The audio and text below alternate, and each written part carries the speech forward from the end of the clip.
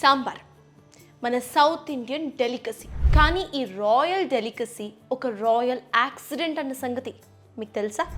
So ఇవాల్టి వీడియోలో సాంబార్ ఎలా పుట్టింది, సంభాజీ మహారాజ్ ఎవరు, రెండిటి కాంబో ఈ వీడియోలో చూసేద్దాం. సాంబార్ని ఒక రాయల్ యాక్సిడెంట్ అని చెప్పేదానికన్నా ఒక మేజర్ కవరప్ అని చెప్పుకోవడం బెస్ట్ అని అనుకోవాలి. దీని గురించి క్లియర్గా తెలియాలంటే 1648కి టైం ట్రావెల్ చేయాలి. తమిళనాడులో చిదంబరంలో ఒక టెంపుల్ ఉంది. ఈ టెంపుల్ ప్రాముఖ్యత అందులో ఉన్న విగ్రహం, నటరాజుని విగ్రహం అక్కడ ఉండేది.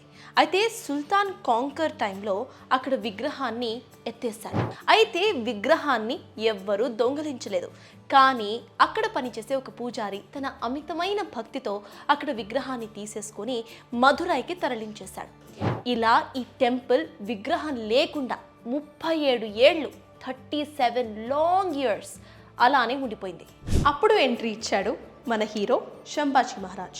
సో సంభాజీ మహారాజ్ రాగానే ఆ టెంపుల్ గురించి, టెంపుల్లో మిస్సింగ్ ఐడల్ గురించి తెలుసుకున్నాడు. ఎలాగైనా సరే ఆ విగ్రహాన్ని తిరిగి తేవాలి అని అనుకున్నాడు.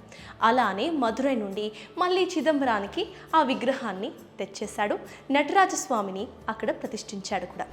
అయితే సంభాజీ మహారాజ్కి ఒక ఫేవరెట్ డిష్ ఉంది. దాని ప్రిపరేషనే ఇప్పుడు సాంబార్ అయిందనమాట.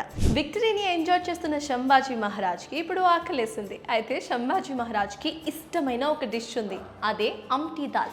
అయితే అమ్టీ దాల్ చేయడానికి కోకుం లేదా తెలుగులో కచ్చింపులి చాలా ముఖ్యం అన్నమాట. కానీ అప్పుడు కిచెన్లో కోకుం అయిపోయింది. ఇప్పుడు ఏం చేయాలో తెలియక ఈ డిష్లో టామరిన్ లేదా చింతపండుని వేసేశారు. అయితే చింతపండుని వేసేసారు కదా, ఇప్పుడే వచ్చింది మేజర్ టాస్క్. ఈ డిష్ని తీసుకెళ్ళి రాజుకి చూపించాలి, సంభాజీకి ఇది నచ్చాలి. సో అలానే తీసుకెళ్ళి సంభాజీ మహారాజ్ ముందు ఉంచారు. ఈ డిష్ సంభాజీ మహారాజ్కి చాలా నచ్చేసింది. అప్పటి నుండి దీన్ని సంభాజీ ఆహార్ అని పిలవటం మొదలుపెట్టారు.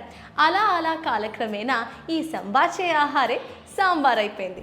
సో అలా మన సంభాజీ మహారాజ్ చిదంబరం టెంపుల్లో నటరాజస్వామి విగ్రహాన్ని ప్రతిష్ఠించడమే కాకుండా సాంబార్ని కూడా ఇన్వెంట్ చేశాడు. సో మనం అందరం కూడా సంభాజీ మహారాజ్కి థ్యాంక్స్ చెప్పుకోవాలన్నమాట. That's all for now. Keep watching big TV.